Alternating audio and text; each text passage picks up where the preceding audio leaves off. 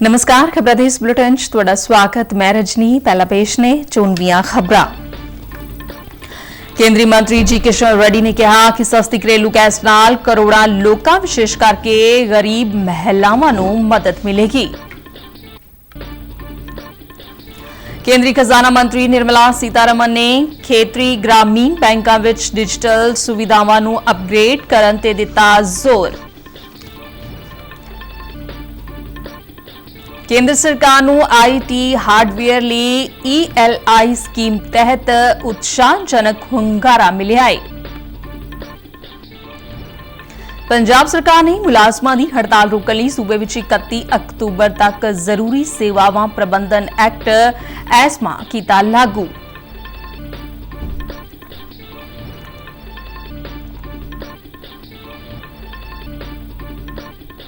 Asia cup विच पाकिस्तान ने नेपाल नूं उद्घाटनी match which 238 दौड़ां नाल हराया।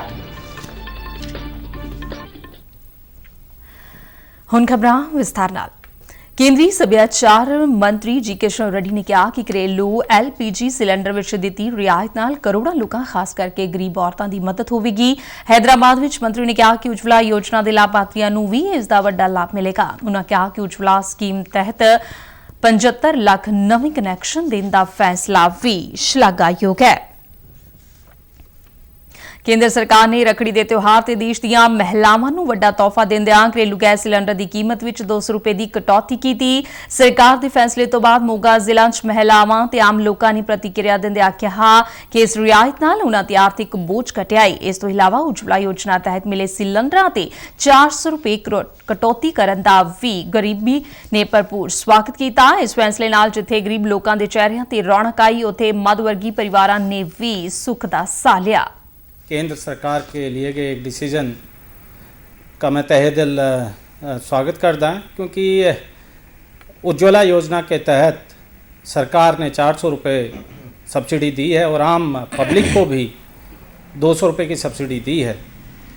तो मुझे लगता है कि जो महिलाएं हैं जो घर का बजट तय करती हैं, तो उनके बजट में ये जो कमी है पैसे की, ये बहुत बड़ा उनके साइकोलॉजिकल उन्हें मदद देगी। बहुत मैं समझदा कि गरीब लोगों को मध्य वर्गी लोगों को भी बहुत इसका फायदा होगा। तो ਜਿਹੜੇ भी ये फैसले आ केंद्र सरकार दे ਉਹਦੀ मैं ਸ਼ਲਾਘਾ करदा। ਪਹਿਲਾਂ ਸਿਲੰਡਰ 1100 ਦਾ ਸੀ, ਹੁਣ ਮੋਦੀ ਸਰਕਾਰ ਨੇ 900 ਦਾ ਕਰਤਾ। ਸਾਨੂੰ ਗਰੀਬਾਂ ਨੂੰ ਬੜਾ ਹੀ ਫਾਇਦਾ ਹੋਇਆ। ਸਸਤਾ ਹੋ ਗਿਆ। ਗਰੀਬਾਂ ਤੇ ਬਹੁਤ ਔਖਾ ਸੀਗਾ ਸਾਨੂੰ ਭਰਾਉਣਾ ਕੋਲ। ਮਿਹਨਤੀ ਬੰਦੇ ਆ, ਦਿਹਾੜੀਦਾਰ। ਹੁਣ ਧੰਨਵਾਦ ਕਰਦੇ ਆ ਮੋਦੀ ਦਾ। केंद्रीय खजाना मंत्री निर्मला सीतारमण ने खेतरी ग्रामीण बैंकों में डिजिटल सुविधावां नूं अपडेट करन ते जोर दिता है। नवी दिल्ली विच उत्तरी खेतर दे खेतरी ग्रामीण बैंकों की समीक्षा मीटिंग विच उन्होंने पंजाब नैशनल बैंक नूं इस साल 1 नवंबर तक इस दे अधीन सारे खेतरी ग्रामीण बैंकों में डिजिटल सहूलत अपडेट करन नूं यकीनी बनाउण लई आखिया। उन्होंने खेतरी ग्रामीण बैंकों नूं प्रधानमंत्री जनधन योजना खातिਆਂ दे दोहराव नूं खत्म करन लई आखिया है। खजाना मंत्री ने जम्मू कश्मीर ते हिमाचल प्रदेश दे सेब ਲਈ ਸਟੋਰੇਜ ਸਹੂਲਤ ਮੁਹੱਈਆ ਕਰਵਾਉਣ ਦੇ ਨਿਰਦੇਸ਼ ਦਿੱਤੇ ਨੇ। ਵਿੱਤ ਮੰਤਰੀ ਨੇ ਸੂਖਮ, ਲਘੂ ਅਤੇ ਦਰਮਿਆਨੀ ਉਦਯੋਗਾਂ ਲਈ ਪੇਂਡੂ ਖੇਤਰਾਂ ਵਿੱਚ ਨੈਟਵਰਕ ਵਧਾਉਣ ਤੇ ਜ਼ੋਰ ਦਿੱਤਾ ਹੈ। ਕੇਂਦਰੀ ਮੰਤਰੀ ਨੇ ਮੁਦਰਾ ਯੋਜਨਾ ਤੇ ਵਿੱਤੀ ਸਮਾਵੇਸ਼ ਵਿੱਚ ਲੋਕਾਂ ਦੀ ਭਾਗੀਦਾਰੀ ਵਧਾਉਣ ਤੇ ਵੀ ਜ਼ੋਰ ਦਿੱਤਾ। ਇਲੈਕਟ੍ਰੋਨਿਕਸ ਤੇ ਸੂਚਨਾ ਟੈਕਨੋਲੋਜੀ ਬਾਰੇ ਕੇਂਦਰੀ ਮੰਤਰੀ ਅਸ਼ਵਨੀ ਵੈਸ਼ਨਵ ਨੇ ਕਿਹਾ ਕਿ ਸਰਕਾਰ ਨੂੰ IT ਹਾਰਡਵੇਅਰ ਲਈ ਪ੍ਰੋਡਕਸ਼ਨ ਲਿੰਕਡ इंसेंटिव स्कीम तहत देश विच लैपटॉप, कंप्यूटर ते सर्वर बनाने वाली कंपनियां तो बहुत वधिया हुंगारा मिलिया है। उन्होंने कहा कि भारत दुनिया दीआं ज़्यादातर कंपनियां लई भरोसेमंद अते विश्वासयोग भाईवाल बन गया है। वैष्णव ने नवी दिल्ली विच पत्रकारां नूं दस्सिया कि भारत की निर्माण समर्था नूं वधाउण लई इस योजना तहत हुण तक 32 अर्जियां प्राप्त हुईआं ने। इस स्कीम तहत कल अर्जियां देण दा आखिरी दिन सी। उन्होंने कहा कि IT हार्डवेयर PLI स्कीम 2.09 इस साल मई विच 17,000 करोड़ रुपए की बजट अलॉटमेंट नाल मंजूरी दित्ती गई सी। उन्होंने कहा कि लैपटॉप, PC ते सर्वर के उत्पादन नाल संबंधित इन्हां कारखानिਆਂ ਤੋਂ 75,000 लोगों नूं सिद्धा रोजगार मिलण दी संभावना। ਭਾਰਤ ਵਿੱਚ ਇਲੈਕਟ੍ਰੋਨਿਕਸ ਨਿਰਮਾਣ ਪਿਛਲੇ 8 ਸਾਲਾਂ ਵਿੱਚ ਕ੍ਰਮਵਾਰ 17% ਵਧਿਆ ਹੈ ਤੇ ਭਾਰਤ ਦੁਨੀਆ ਵਿੱਚ ਦੂਜਾ ਸਭ ਤੋਂ ਵੱਡਾ ਮੋਬਾਈਲ ਫੋਨ ਨਿਰਮਾਤਾ ਬਣ ਗਿਆ ਹੈ। ਮੋਬਾਈਲ ਫੋਨਾਂ ਦੀ ਬਰਾਮਦ ਲਗਭਗ 90 ਕਰੋੜ ਨੂੰ ਪਾਰ ਕਰ ਗਈ ਹੈ। ਭਾਰਤ ਦੀ ਪੁਲਾੜ ਆਰਥਿਕਤਾ ਵਿੱਚ 2040 ਤੱਕ $100 ਬਿਲੀਅਨ ਤੱਕ ਪਹੁੰਚਣ ਦੀ ਸਮਰੱਥਾ ਹੈ। ਇਸ ਸਮੇਂ ਦੇਸ਼ ਦੀ ਪੁਲਾੜ ਅਰਥ ਵਿਵਸਥਾ ਲਗਭਗ $8 ਬਿਲੀਅਨ ਹੈ। ਪੁਲਾੜ ਵਿਭਾਗ ਦੇ ਰਾਜ ਮੰਤਰੀ ਡਾਕਟਰ ਜਤਿੰਦਰ ਸਿੰਘ ਨੇ ਨਵੀਂ ਦਿੱਲੀ ਵਿੱਚ ਇੱਕ ਨਿੱਜੀ ਚੈਨਲ ਨੂੰ ਦਿੱਤੀ ਇੰਟਰਵਿਊ ਦੇ ਵਿੱਚ ਜਾਣਕਾਰੀ ਦਿੱਤੀ। ਡਾਕਟਰ ਸਿੰਘ ਨੇ ਕਿਹਾ ਕਿ ਇਸਰੋ ਨੇ 380 ਤੋਂ ਵੱਧ ਵਿਦੇਸ਼ੀ ਉਪਗ੍ਰਹਿ ਲਾਂਚ ਕੀਤੇ ਨੇ ਅਤੇ 250 ਮਿਲੀਅਨ ਯੂਰੋ ਤੋਂ ਵੱਧ ਦੀ ਕਮਾਈ ਕੀਤੀ ਹੈ।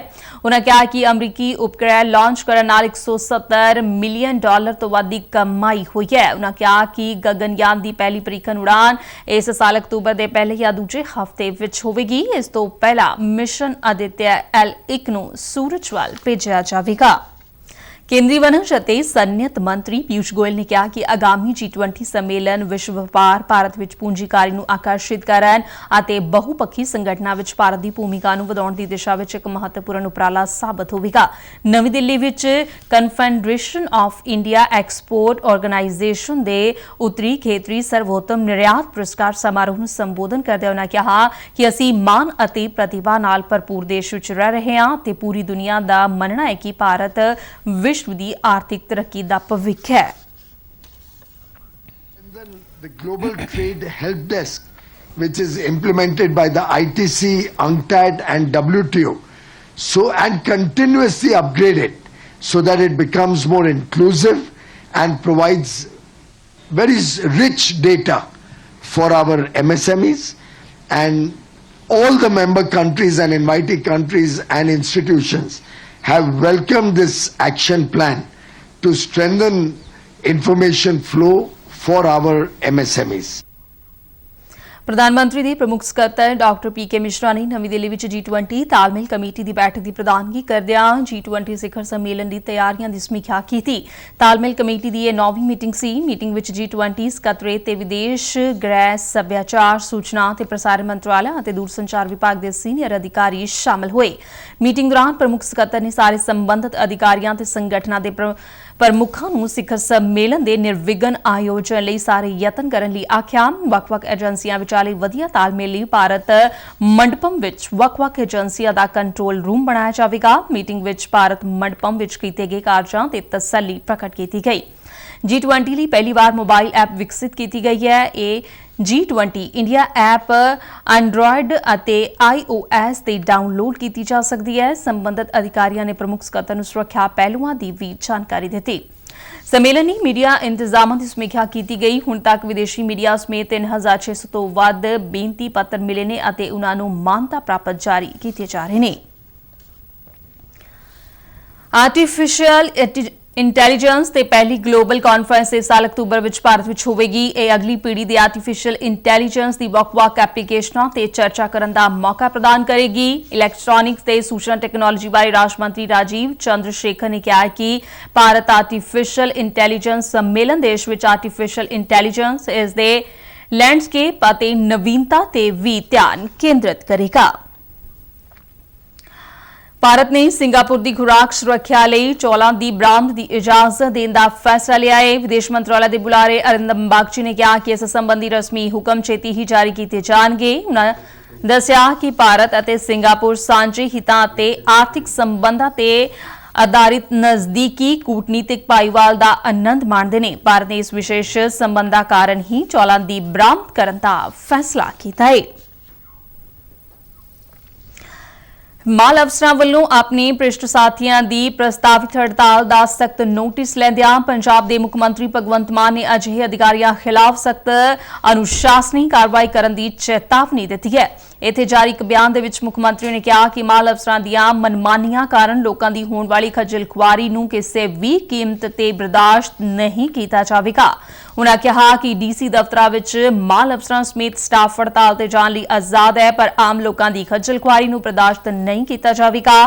ਭਗਵੰਤ ਮਾਨ ਨੇ ਕਿਹਾ ਕਿ ਅਧਿਕਾਰੀ ਕਲਮ ਛੋੜ ਹੜਤਾਲ ਤੇ ਜਾਣ ਲਈ ਆਜ਼ਾਦ ਨੇ, ਪਰ ਫਿਰ ਸੂਬਾ ਸਰਕਾਰ ਫੈਸਲਾ ਕਰੇਗੀ ਕਿ ਉਨ੍ਹਾਂ ਨੂੰ ਕਲਮ ਵਾਪਸ ਦੇਣੀ ਹੈ ਜਾਂ ਨਹੀਂ। ਮੁੱਖ ਮੰਤਰੀ ਨੇ ਇਸ ਕੋਤਾਹੀ ਲਈ ਮੁਲਾਜ਼ਮਾਂ ਖਿਲਾਫ ਸਖਤ ਕਾਰਵਾਈ ਦੀ ਚੇਤਾਵਨੀ ਦਿੱਤੀ। ਭਗਵੰਤ ਮਾਨ ਨੇ ਕਿਹਾ ਕਿ ਸੂਬੇ ਵਿੱਚ ਵੱਡੀ ਗਿਣਤੀ ਵਿੱਚ ਬੇਰੁਜ਼ਗਾਰ ਨੌਜਵਾਨ ਨੇ ਜੋ ਕਲਮ ਹੱਥ ਵਿੱਚ ਲੈ ਕੇ ਸੂਬੇ ਦੀ ਸੇਵਾ ਕਰਨ ਲਈ ਤਿਆਰ ਨੇ। ਉਨ੍ਹਾਂ ਅਧਿਕਾਰੀਆਂ ਨੂੰ ਕਿਹਾ ਕਿ ਉਹ ਆਪਣੇ ਸਵਾਰਥਾਂ ਲਈ ਜਾਂ ਉਨ੍ਹਾਂ ਲੋਕਾਂ ਦੀ ਹਿਮਾਇਤ ਲਈ ਕਲਮ ਛੋੜ ਹੜਤਾਲ ਨਾ ਕਰਨ ਜੋ ਭ੍ਰਿਸ਼ਟਾਚਾਰ ਦੇ ਦੋਸ਼ਾਂ ਦਾ ਸਾਹਮਣਾ ਕਰ ਰਹੇ ਨੇ। ਉਧਰ ਦੇਰ ਰਾਤ ਪੰਜਾਬ ਸਰਕਾਰ ਨੇ ਮੁਲਾਜ਼ਮਾਂ ਦੀ ਹੜਤਾਲ ਰੋਕਣ ਲਈ ਸੂਬੇ ਵਿੱਚ 31 ਅਕਤੂਬਰ ਤੱਕ ਐਸਮਾ ਜ਼ਰੂਰੀ ਸੇਵਾਵਾਂ ਪ੍ਰਬੰਧਨ ਐਕਟ ਲਾਗੂ ਕਰ ਦਿੱਤਾ ਗਿਆ ਹੈ।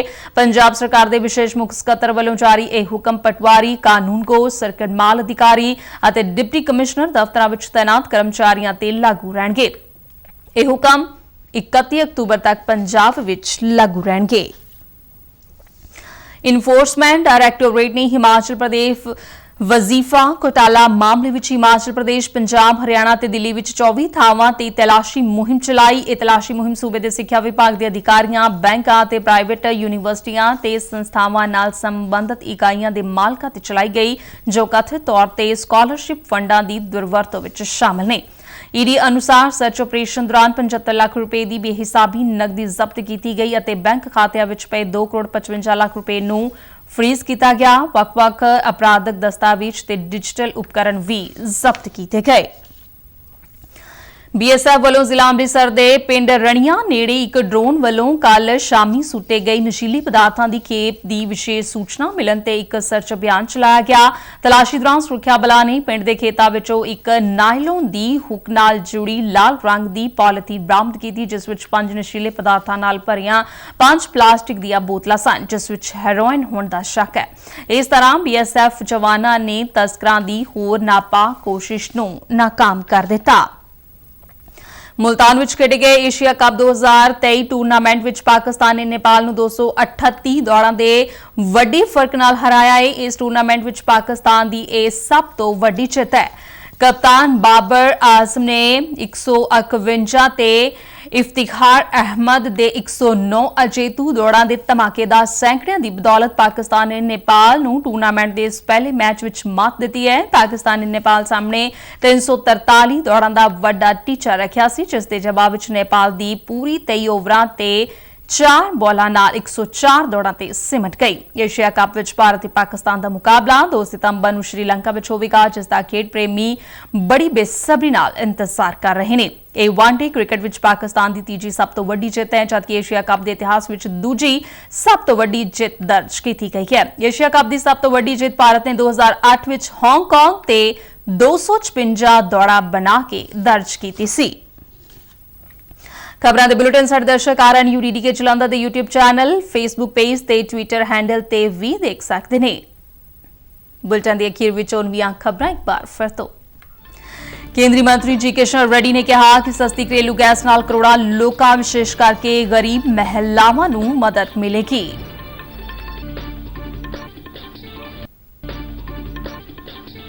ਕੇਂਦਰੀ ਖਜ਼ਾਨਾ ਮੰਤਰੀ ਨਿਰਮਲਾ ਸੀਤਾਰਮਨ ਨੇ ਖੇਤਰੀ ਗ੍ਰਾਮੀਣ ਬੈਂਕਾਂ ਵਿੱਚ ਡਿਜੀਟਲ ਸੁਵਿਧਾਵਾਂ ਨੂੰ ਅਪਗ੍ਰੇਡ ਕਰਨ ਤੇ ਦਿੱਤਾ ਜ਼ੋਰ।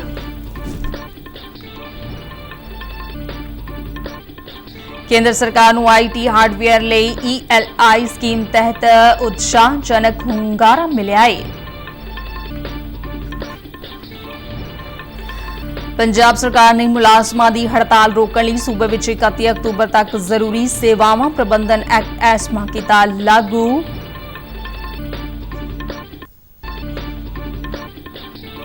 ਏਸ਼ੀਆ ਕੱਪ ਵਿੱਚ ਪਾਕਿਸਤਾਨ ਨੇ ਨੇਪਾਲ ਨੂੰ ਉਦਘਾਟਨੀ ਮੈਚ ਵਿੱਚ 238 ਦੌੜਾਂ ਨਾਲ ਹਰਾਇਆ। ਇਸ ਦੇ ਨਾਲ ਹੀ ਖਬਰਾਂ ਦਾ ਬੁਲੇਟਿਨ ਖਤਮ ਹੋਇਆ। ਦਿਓ ਆਗਿਆ। ਨਮਸਕਾਰ।